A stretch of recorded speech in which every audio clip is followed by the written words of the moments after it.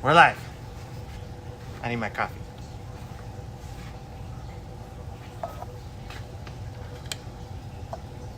All right, it is August 16th, and it's an exciting week. We're more than halfway done with August, which is crazy. So we're live in Facebook land. We're live on YouTube. We're here. I was out of town last week, so it was, what was I doing last week? Kansas City.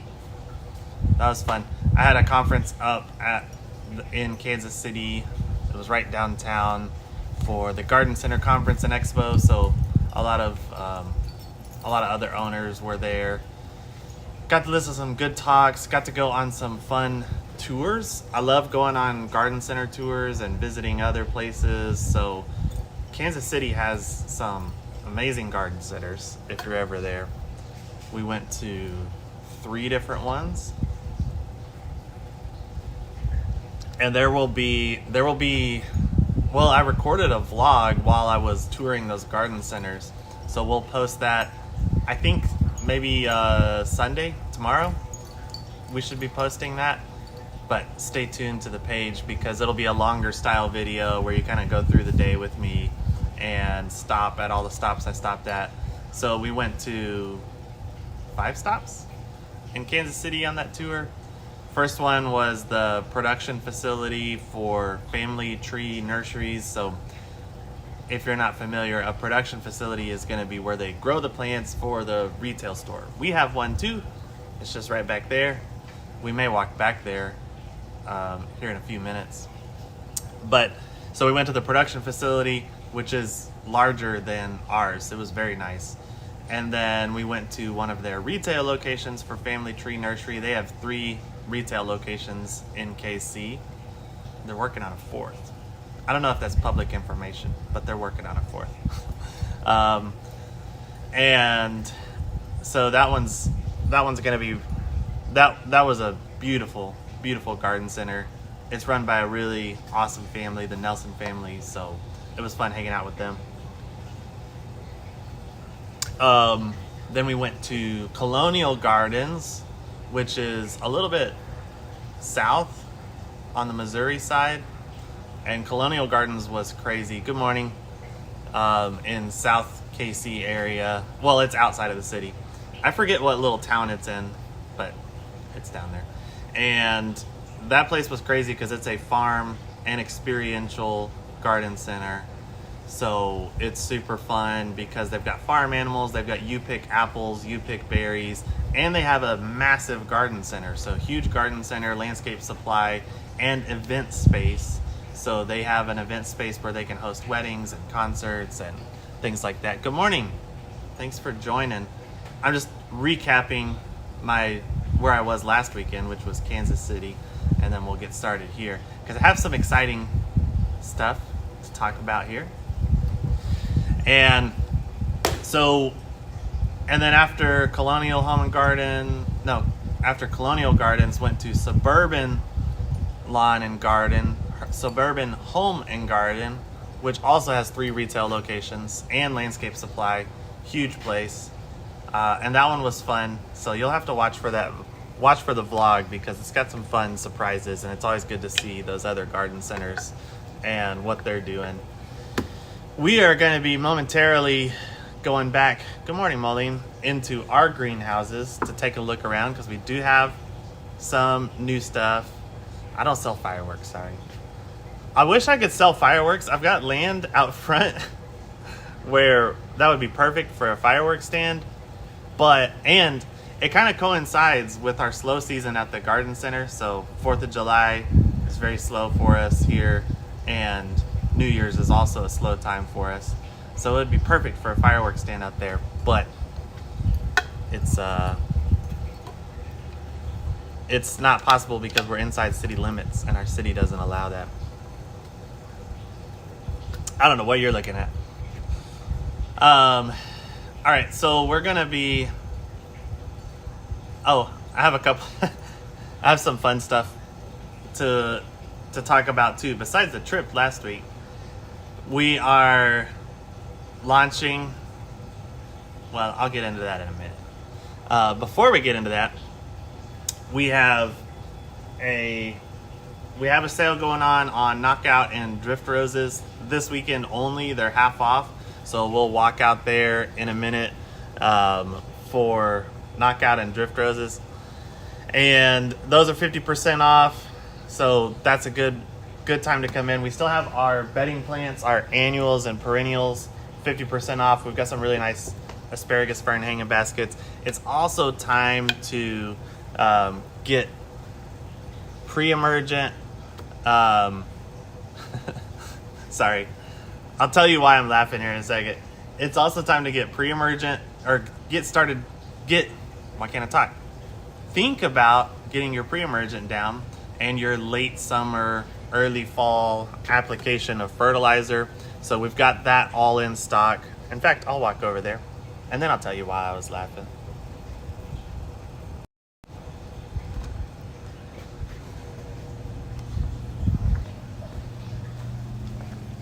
So over here we've got, just came in a couple days ago, our winterizer fertilizer.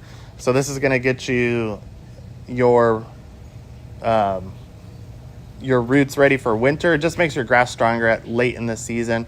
So it has a little bit less nitrogen because we're not pushing for leafy growth or grass blade growth so much in the fall, as we want to use NPK, so potassium, to build more root system in the wintertime.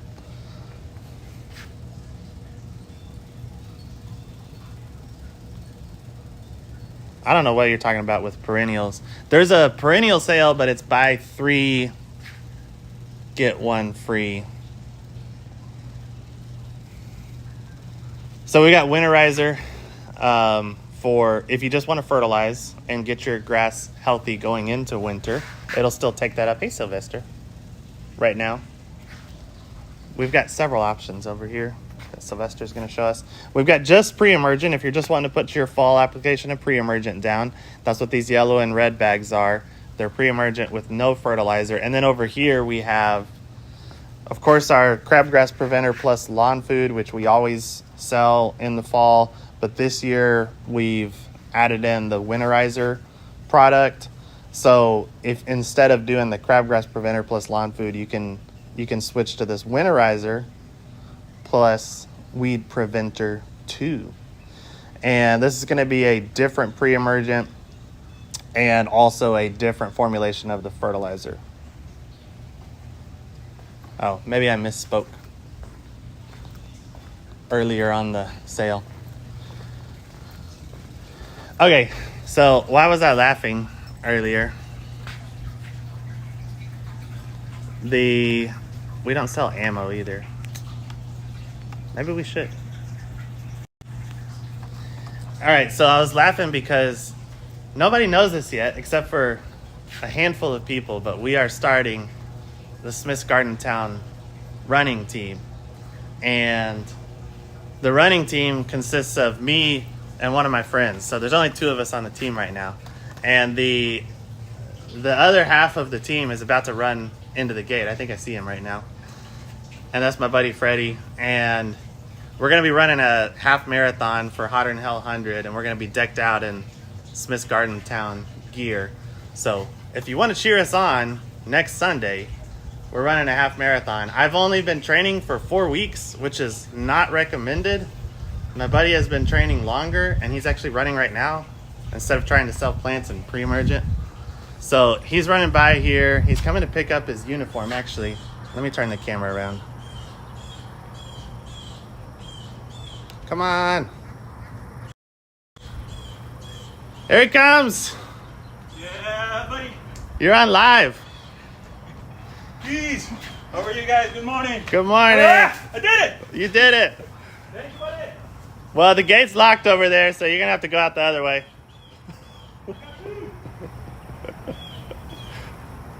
So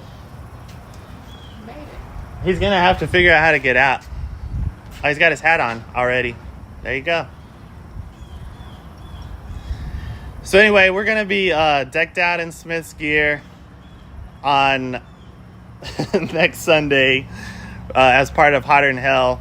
We're doing it's basically a half marathon is what they're calling it, or I don't know. They don't know how long it's going to be yet.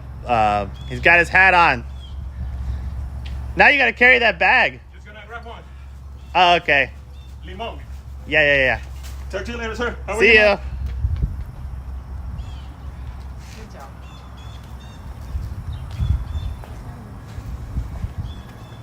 So yeah, we'll be running, and I think it's going to be a thing. I'm hoping it's going to be a thing where for the next race we'll have more participants on the Smith's Gardentown team. I'm going to try to encourage some of our staff here to join the team too. You know, it'd be fun to do something like Thor or one of those obstacle runs with the whole Smith's Gardentown team. All right, into the greenhouse we go. We just brought these up from the back. We got some tall celotias for fall. We have a lot of Stephanie, you gonna join the team? Felicia's in. All right. We have a lot of fall plants coming on. We haven't brought them out yet, so we're in this transition period where we have kind of the last of our summer plants out. We haven't quite got our fall plants up front yet, but they are coming quick. We did just bring out more of these asparagus fern hanging baskets. A walkers team. We could do a walkers team. I'm fine with having divisions. Stephanie's going to be a cheerleader. We need cheerleaders too. So in here we've got, still have our annuals 50% off. Our summer annuals. So there's some tall angelonia blooming over here. Half off. We got white, purple, and pink on the angelonia. We've got some lantana still. There's some coleus. There's a petunia cat, not a petunia plant. Although we do have some petunia plants growing in the back. These hanging baskets are also going to be half off in here. Now in perennial land, we have a lot of really nice plants out in perennial land. They keep bringing up more from the grow facility as we're making room for our fall planting stuff. Let me set this down a second.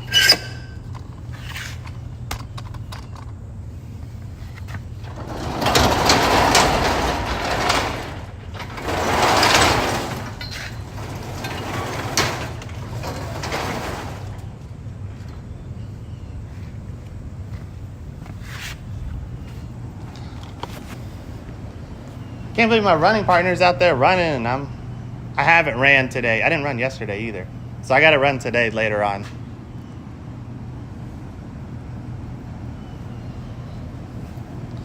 All right, so out here we've got tons of awesome plants. We've got our perennial lantana. We'll peek out at the knockout and drift roses here in a second too, the ones that are 50% off. But we still got a buy 3 get 1 free sale going on perennials. They just brought out some red blooming bee balm, Monarda. Really pretty red.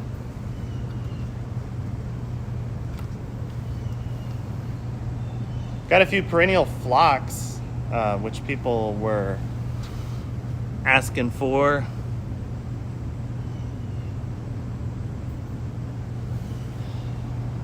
And what else is fun out here? Oh, the Mexican bush sage. It's not blooming yet. This stuff's about to be blooming. So this is a large perennial. It is borderline perennial here. So it sometimes comes back, sometimes does not. It's a zone 8, and as you know, we used to be zone 7. Now we're zone 8. And as long as you mulch the roots and protect those roots, it's usually good about coming back here.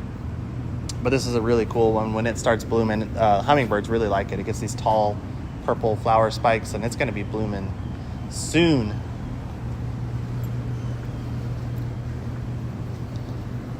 We got some nice Tradescantia that they brought up front that we grew. Green Tradescantia. A lot of you are used to the purple heart one, but this one is great. It's a perennial Tradescantia with a green leaf and pink flowers. And then Mexican petunias, we got lots of pretty Mexican petunias. These are the shorter varieties of Mexican petunias. So a lot of people are familiar with the taller Mexican petunias that get 3 or 4 feet tall and they spread like crazy. These shorter ones do really well as a border plant. They're a good, reliable perennial here. And these are the short varieties. So these are going to work well towards the front of your perennial beds. They come in pink, white, and purple. So those are a fun one, really heat tolerant and drought tolerant once you get them established. But they can also, they can kind of almost live anywhere because they can take a wet spot, they can take a dry spot. Look at these Gaillardia blanket flowers. Those are so cool.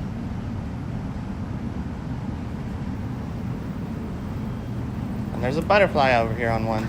Well, it just took off. Rudbeckia, black-eyed Susans. I'll walk over to those Echebeckias and hardy hibiscus, which are still looking really nice too. And Sylvester's gonna follow. You coming with us? What are you doing?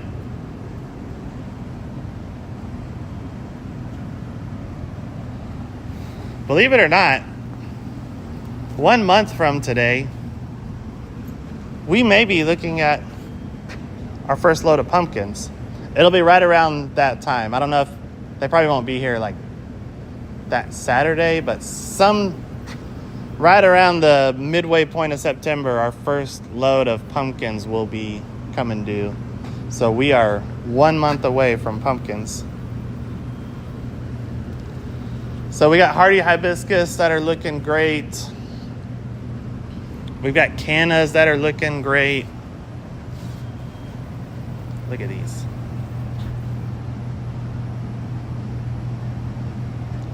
And gorgeous Echebeckias. So these are your Rudbeckia, Echinacea crosses. They almost look like a dahlia bloom, this variety does. But it's not. They're a lot more heat tolerant than a dahlia.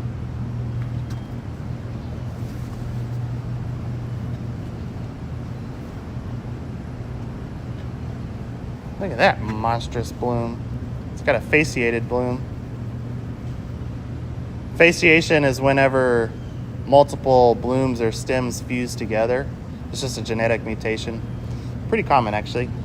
But there's your normal bloom. And then there's the fasciated one. I don't have any Zexmenia at the moment. I do have Turk's Cap, though. Turk's Cap are blooming all around town. Hummingbirds are visiting them all around. So we've had people asking for these, but we got them back in stock. Great Texas native, shrubby perennial. And what's unique about it is it grows in sun or shade. So it will adapt to either. And it makes an edible fruit. So it's kind of got a lot going on for it. In full sun, the leaves will be smaller. The plant will be more compact, maybe 2 to 3 feet tall. In a shadier spot, the plant leaves will get bigger. The plant will stretch out and get bigger, up to 5, maybe even 6 feet tall in a shadier spot. But they'll get covered in those blooms, and the hummingbirds just go crazy for them. So, got the purple verbena. Another tough Texas perennial. Loves the heat, low growing. So it almost works like a ground cover or a border in the perennial garden. All right, oh no. Where'd I put my coffee? Oh, this is bad. I don't know where I put it. I probably left it up front. Unless I left it in there. It's probably up front. Okay. Oh well. I'll go find it in a minute. So, heading over to Shrub World just to take a quick peek. Well, hold on. Before we do that, since we're over here, let's pop our head into production in the back. And then we'll finish in Shrub World.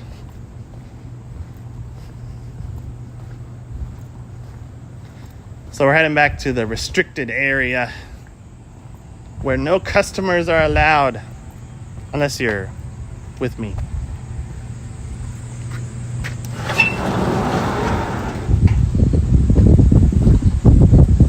Look how big the mums are getting. This is crazy, y'all. I went away for a week and they stinking doubled in size while I was gone.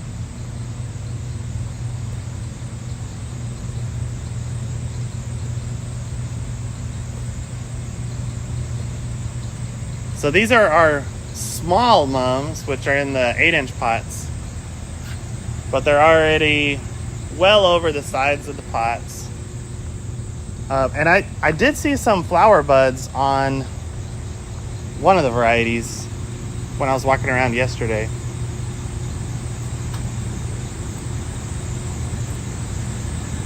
And then we've got some of our larger 12-inch pot size. Wow, these are already ready to be spaced. So we'll have to do that this week. When they start mingling and touching each other like this, we gotta move them and space them, or else they grow weird if we let them touch.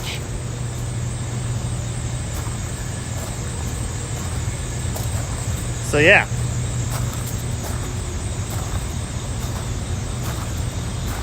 Mum World. Won't be long, and we'll be bringing them up front. Got our later varieties over here those are for later in the season, so those will be the ones that'll be ready for like October. So they're a little smaller. All right, now we'll head up front. Back over to shrub side of things. Peek behind the curtain here.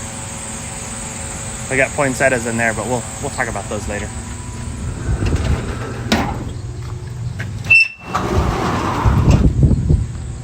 Hey, there's my coffee.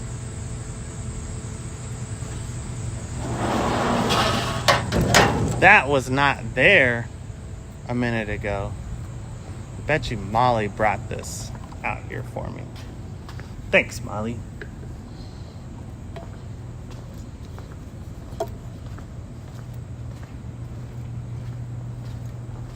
All right. Through the annuals, the 50% off annuals, and into over here. Because if you missed it earlier in the video, the Knockout and Drift Roses are 50% off this weekend only. I'll tell you why. Because you guys are my faithful live video watchers. The reason why they're 50% off is because they're not blooming a lot right now, and we're about to give them a haircut. So anything that we don't sell on the 50% off sale for these Knockout and Drift Roses, we're going to trim them back just a little bit, and then they will flush out some new growth, and they'll be looking great. And we're going to cut them back and fertilize them, and then they'll be looking really nice for fall sales if we don't sell them right now. So you can do the same thing at your house. You could plant these It's optional if you want to trim them. They will start blooming a little more quickly if you do deadhead them and give them a little trim right now. So if you want to pick one of these up at half off, or pick up, 8 or 10 of them half off, get them in the ground. They'll be happy. Give them some fertilizer. Give them a quick haircut if you want to. And then they will be off to the races for some nice fall growth and bloom. And then next spring, they will take off like rockets, these knockout roses. The drift roses too. They're awesome. So big fans of these. It's also time to start thinking about your fall landscape projects. So if you're wanting to get some flower bed work done, we're selling a lot of rock right now, a lot of concrete. People are prepping beds. They're cleaning things out and getting ready, because as soon as this weather breaks in, September, then we are full on for fall planting season. So if you're newer to plants, most people think that spring is going to be your time to plant, but for trees and shrubs, fall is actually your better time to plant. Cold hardy palms are growing in the back. They're looking really good, so we need to start bringing some out. We need to ask Sable King if the rule applies for cold hardy palms too, that it's better to plant them in the fall, or should people plant them in the spring? That would be a good question for Sable King, since he's on the chat. But for most of our trees and shrubs, the fall is a great time to plant them, because it allows them 8 to 9 months of getting their roots established before the hot weather hits. The hot weather is the stressful time for your trees and shrubs, getting them established. And so if you can plant them in the fall, look how pretty these abelia are over here. That gives them a lot better chance of surviving their first summer, which is what we want. The abelia are blooming. Abelia are an evergreen or semi-evergreen shrub, and they bloom in late summer and fall, and butterflies really, really love this plant. And we've got a bunch of different flavors of abelia, so different leaf colors, different sizes, different bloom sizes all over here. Callie, she's all fuzzed up. Something got her spooked.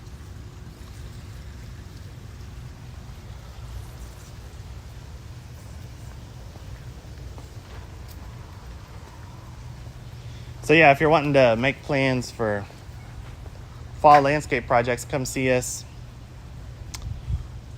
We've got the expertise. We can plant stuff for you too. So come holler at us. All right, well, we are gonna get ready for our staff meeting this morning. Don't forget, next Sunday, I'm running a half marathon, Team Smith's Gardentown, which is a very small team at the moment, but it's going to grow for the next race. And we'll get after it. Thanks for joining this morning. Hope to see you very soon. It's a nice day. It's not too hot. And we grew some pumpkins. These are actually just from our field in the back. Aren't they cute though? Right next to the Carrie's honey. This honey's from our property too. So if you want locally grown honey, this is as local as it gets. The bees are on the back of our property. They come into the greenhouses and forage on our flowers and in the surrounding fields. And yeah, that's as fresh and local as you can get. Come get you some. All right, thanks for joining, and we will see you soon.